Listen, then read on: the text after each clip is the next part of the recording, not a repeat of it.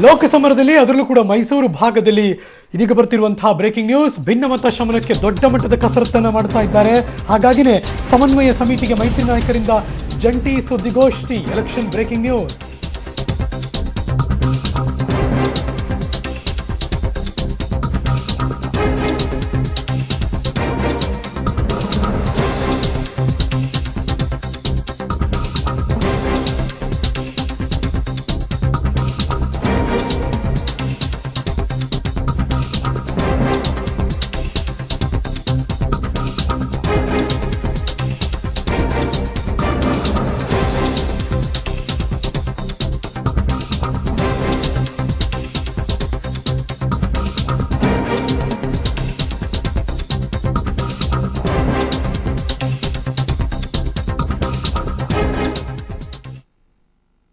ಸರ್ಕಾರ ರಚನೆ ಆಯಿತು.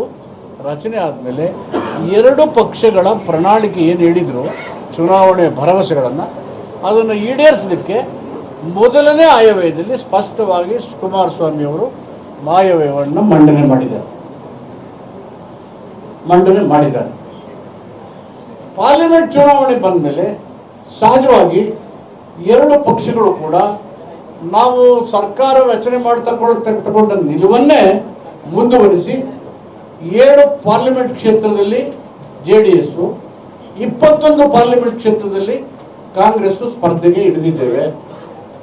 16 ವರ್ಷಗಳಿಂದ ಪರಸ್ಪರ ವೈರುಧ್ಯ ರಾಜಕೀಯ ದಿಕ್ಕಿನಲ್ಲಿ ಸಂಘರ್ಷಾತ್ಮಕ ಹೋರಾಟ ಮಾಡಿದಂಥ ತಳಮಟ್ಟದ ಕಾರ್ಯಕರ್ತರಲ್ಲಿ ಗೊಂದಲ ಇದ್ರೂ, ಆಕ್ರೋಶ ಇದ್ರೂ, ಬೇಸರ ಇದ್ರೂ, ಇಂಥ ಒಂದು ಮಾತುಗಳು ಕೆಲವು ಕಾರಣ ಆಡಿದ್ರು ಅಂತಿಮವಾಗಿ ನಮ್ಮ ಕಾರ್ಯಕರ್ತರು ಎರಡು ಪಕ್ಷಗಳ ತ್ಯಾಗದ ರಾಜಕೀಯ ನಿಲುವನ್ನು ಅರ್ಥ ಮಾಡಿಕೊಂಡು ಕೋಮುವಾದ ನಮ್ಮ ವಿರೋಧಿ, ಕೋಮುವಾದ ಮೂಲಭೂತವಾದ ದೇಶದ ಅಭಿವೃದ್ಧಿಯ ವಿರೋಧಿ, ಕೋಮುವಾದ ಮೂಲಭೂತವಾದ ಸಂವಿಧಾನಕ್ಕೆ ಅಪಾಯವನ್ನು ಒಡ್ತಾ ಇದ್ದಾವೆ. ಇವೆರಡು ಪ್ರಜಾಪ್ರಭುತ್ವವನ್ನು ದುರ್ಬಲಗೊಳಿಸ್ತಾ ಇದ್ದಾವೆ. ಈ ಕಾರಣಕ್ಕೆ ನಮ್ಮ ವ್ಯಕ್ತಿಗತ ವೈಯಕ್ತಿಕ ವಿಚಾರಕ್ಕಿಂತ ರಾಜಕೀಯ ಸಿದ್ಧಾಂತ, ಸಂವಿಧಾನ, ಪ್ರಜಾಪ್ರಭುತ್ವ ಅತ್ಯಂತ ಪ್ರಾಮುಖ್ಯ ಅಂತಕ್ಕಂಥ ವಿಷಯಕ್ಕೆ ಒಳಪಟ್ಟು ಎರಡು ಪಕ್ಷಗಳು ಇವತ್ತು ಒಟ್ಟಾಗಿ ಈ ಚುನಾವಣೆಯನ್ನು ಎದುರಿಸ್ತಾ ಇದ್ದೇವೆ. ಅನೇಕ ಅಭಿವೃದ್ಧಿಯ ಕಾರ್ಯಕ್ರಮಗಳನ್ನು ಎರಡೂ ಲೋಕಸಭಾ ಕ್ಷೇತ್ರಗಳಲ್ಲಿ ಮೈಸೂರು, ಚಾಮರಾಜನಗರ, ಕೊಡಗು, ಮಂಡ್ಯ, ಹಾಸನ, ಚಿಕ್ಕಮಗಳೂರು, ತುಮಕೂರು ಯಾವುದೇ ಭಾಗದಲ್ಲಿ ನೋಡಿದ್ರು ಭಾರತ ದೇಶದ ಇತಿಹಾಸದಲ್ಲಿ ಸ್ವತಂತ್ರ ಬಂದ ಮೇಲೆ ಕರ್ನಾಟಕದಲ್ಲಿ ಇನ್ಫ್ರಾಸ್ಟ್ರಕ್ಚರು ಇಷ್ಟೊಂದು ಡೆವಲಪ್ ಆಗಿ ಇಡೀ ದೇಶದಲ್ಲೇ ನಂಬರ್ 1 ರಾಜ್ಯ ಅಂತ ಹೇಳಿ ಕರ್ನಾಟಕವನ್ನು ಯಾರು ಬೇಕಾದರೂ ಗುರುತಿಸಿ ಹೇಳ್ತಾ ಇದ್ದಾರೆ. ಇಲ್ಲಿ ನಾನು ನೋಡಿದ ಕೆಲವು ಅಭ್ಯರ್ಥಿಗಳು, ವಿರೋಧ ಪಕ್ಷದವರು ನಾವು ಮಾಡಿರೋ ಕೆಲಸನೆಲ್ಲ ಪ್ರಿಂಟ್ ಹಾಕೊಂಡು ಪ್ರಚಾರ ಮಾಡ್ತಾ ಇದ್ದಾರೆ. ನಾನು ಉಸ್ತುವಾರಿ ಮಂತ್ರಿ ಆಗಿದ್ದಾಗ ತಮ್ಮನ್ನೆಲ್ಲ ಇಡೀ ಮೈಸೂರು ನಗರಕ್ಕೆ ಪ್ರವಾಸ ಕರ್ಕೊಂಡೋದು, ಎಲ್ಲೆಲ್ಲಿ ಏನೇನು ಕೆಲಸ ಮಾಡಿದ್ವಿ ನೋಡಿ ಬನ್ನಿ ಅಂತ. ಸಯಾಜಿರಾವ್ ರೋಡು ಕಾಂಕ್ರೀಟು ಯಾವ ಕಾಲದಲ್ಲಿ ಯಾರು ಮಾಡಿದ್ರು? ಟೆರಿಷನ್ ಕಾಲೇಜ್ ರಸ್ತೆ ಫಾರಿನಲ್ಲಿ ಹೋದಂಗಾಗುತ್ತೆ.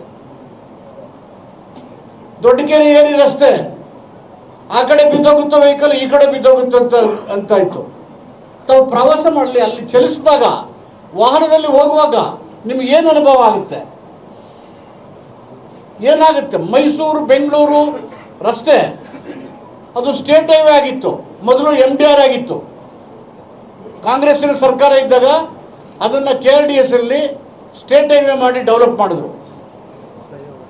ನಾನು ಬಂದ ಮೇಲೆ, ನಮ್ಮ ಸರ್ಕಾರ ಬಂದ ಮೇಲೆ ಆಸ್ಕರ್ ಫರ್ನಾಂಡಿಸ್ ಅವರು ಸರ್ಫೇಸ್ ಟ್ರಾನ್ಸ್ಪೋರ್ಟ್ ಮಿನಿಸ್ಟರ್ ಯೂನಿಯನ್ ಗೌರ್ಮೆಂಟಲ್ಲಿ ಅವರು ಬಂದ ಮೇಲೆ ಅದನ್ನು ಮೇಲ್ದರ್ಜೆಗೇರಿಸಿ ರಾಷ್ಟ್ರೀಯ ಹೆದ್ದಾರಿಯನ್ನಾಗಿ ಪರಿವರ್ತನೆ ಮಾಡಿದ್ರು. ರಾಷ್ಟ್ರೀಯ ಹೆದ್ದಾರಿಯಾಗಿ ಪರಿವರ್ತನೆ ಮಾಡಿದ್ದು UPA ಸರ್ಕಾರ ಇದ್ದಾಗ. ನಾನು ಮುಖ್ಯಮಂತ್ರಿಗಳಾಗಿದ್ದಂಥ ನಮ್ಮ ಸಿದ್ದರಾಮಯ್ಯನವರು ಹೋಗಿ ನಾನು ಸರ್ಫೇಸ್ ಟ್ರಾನ್ಸ್ಪೋರ್ಟ್ 20 ಬಾರಿ ಕೇಂದ್ರದ ಸರ್ಫೇಸ್ ಟ್ರಾನ್ಸ್ಪೋರ್ಟ್ ಮಿನಿಸ್ಟರ್ಗಳನ್ನು ಖುದ್ದಾಗಿ ಅಫಿಷಿಯಲ್ ಆಗಿ ಚರ್ಚೆ ಮಾಡೋದು. ಫಸ್ಟ್ ರೆಕಾರ್ಡ್ ಟೈಮ್ ನಮ್ಮ ರಾಜ್ಯಕ್ಕೆ ಬೇಕಾದಂಥ ಇನ್ಫ್ರಾಸ್ಟ್ರಕ್ಚರ್ ಡೆವಲಪ್ಮೆಂಟ್ಗೆ ಮಾಡಿರ್ತಕ್ಕಂಥ. ಈಗ ಅವು ಕೆಲಸ ನಡೀತಾ ಇದ್ದಾವೆ. ಯಾವಾಗ ಪ್ರಾರಂಭ ಆಯಿತು?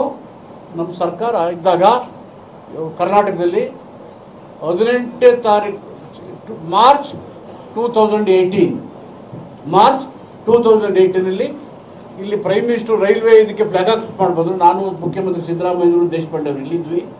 ನಮ್ಮ ಜಾರ್ಜ್ ಅವರು ಮತ್ತು ಕೃಷ್ಣಪ್ಪ ಹೌಸಿಂಗ್ ಮಿನಿಸ್ಟರ್ನ ಅಲ್ಲಿ ಮೈಸೂರು ಬೆಂಗಳೂರು ಯೂನಿವರ್ಸಿಟಿ ಜಾಗದಲ್ಲಿ ಅಲ್ಲಿ ಒಂದು ಸ್ಪಾಟಲ್ಲಿ ಯೂನಿಯನ್ ಮಿನಿಸ್ಟರ್ ಆಗಿದ್ದಂಥ ಗಡ್ಕರಿ ಅವರು ಬಂದು ನಮ್ಮ ರಾಜ್ಯದ ನಾನು ಅಲ್ಲಿ ಬರಲಿಕ್ಕೆ ಆಗದೆ ಇರೋದ್ರಿಂದ ಅಲ್ಲಿ ಪೂಜೆ ಮಾಡೋದು.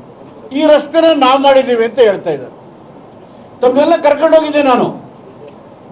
ಬೆಂಗಳೂರಿಂದ ಮೈಸೂರಿಗೆ ಎಂಟ್ರಾಗುವಾಗ ಹಾಸ್ಪಿಟ್ಲ್ ಇದೆಯಲ್ಲ ಅಲ್ಲಿ ಕೊಲಂಬಿಯಾ, ಆ ರಸ್ತೆ ಎಷ್ಟಿತ್ತು, ಈಗ ಎಷ್ಟಾಗಲಾಗಿದೆ. ಅಲ್ಲಿಂದ ನಮ್ಮ ಏರಿಗೆ ಬರ್ತಲ್ಲ ನಮ್ಮ ಇದಕ್ಕೆ ಆ ರಸ್ತೆ ಯಾವ ಥರ ಕೆಸರಿಗೆ ಬರೋ road, old Mysuru Bengaluru, old Mysuru roads which are leading from Bangalore towards Mysuru, ಎಲ್ಲ ರಸ್ತೆಗಳನ್ನು ನಾವು ಮಾಡೋದು. ಅದನ್ನು ನೀವು ಕಣ್ಣಾರ These are all visible changes. ಹಾಗೇನೆ ನರ್ಮಲ್ಲಿ UPA ಗೌರ್ಮೆಂಟ್ ಇದ್ದಾಗ ಇಡೀ ಬೆಂಗಳೂರನ್ನು ಅಭಿವೃದ್ಧಿ ಮಾಡಿದ್ದು UPA ಸರ್ಕಾರ ಇದ್ದಾಗ. ಮೈಸೂರು ನರ್ಮ್ ಯೋಜನೆ ಕೆಳಗಡೆ ಆವಾಗ ಇವರು MP ಇದ್ರು, ವಿಶ್ವನಾಥ್ ಅವರು, ಧ್ರುವನಾರಾಯಣ ಅವರು MP ಇದ್ರು, ಕುಮಾರಸ್ವಾಮಿ ಅವರು CM ಇದ್ರು, ಇವರು ವಿಜಯಶಂಕರ್ ಅವರು MP ಇದ್ರು. ಇವರು ಅವಧಿಲಾಗಿರೋ ಮಾಡಿರೋ ಅಭಿವೃದ್ಧಿನ ಹಾಗೆ ಕೂತಿದ್ದಾರೆ. ಪತ್ರಿಕೆಯಲ್ಲಿ ಮಾತ್ರ ನಾನು ಮಾಡಿದೆ ಅಂತ ಹೇಳ್ತಾ ಇದ್ದಾರೆ. ಯಾರಾದ್ರೂ ನಮ್ಮ ರಾಜಕೀಯ ಎದುರಾಳಿಗಳು ಅವರ ಕಾಲದಲ್ಲಿ ಅವರ ಪ್ರಯತ್ನದಿಂದ ಕೆಲಸ ಆಗಿದ್ದಾವೆ ಅಂದರೆ ಖಂಡಿತವಾಗಿ ಅವರಿಗೆ ಶಬಾಸ್ಗಿರಿನ ಕೊಡಲೇಬೇಕು. ಯಾರೋ ಮಾಡಿದ ಕೆಲಸಕ್ಕೆ ನಾವು ಮಾಡಿದ್ದೀವಿ ಅಂತ ಹೇಳ್ತಕ್ಕಂಥ ಆ ಥರ ರಾಜಕೀಯ ಉದ್ದಟತನವನ್ನು ಅಥವಾ ರಾಜಕೀಯ ಒಂದು ವಾಚಾಳಿತನವನ್ನು ಪ್ರದರ್ಶನ ಮಾಡೋದು ಪ್ರಜಾಪ್ರಭುತ್ವಕ್ಕೆ ಶೋಭೆ ತರದ. ಅಭಿವೃದ್ಧಿ ಕೆಲಸಗಳು ಯಾರು ಮಾಡಿದ್ದಾರೆ ಆ ಕ್ರೆಡಿಟ್ ಅವ್ರಿಗೆ ಹೋಗ್ಬೇಕು. ಜಲದರ್ಶಿನಿ ಅತಿಥಿ ಗೃಹ ನೀವೆಲ್ಲ ಬಂದಿದ್ರಿ, ಕೆಲವು ಪರಿಸರವಾದಿಗಳು ವಿರೋಧ ಮಾಡ್ತಾ ಇದ್ರು. ಒಬ್ಬ ಡಾಕ್ಟರ್ ಕಾರಲ್ಲಿ ಹೋಗುವ ಆಕ್ಸಿಡೆಂಟ್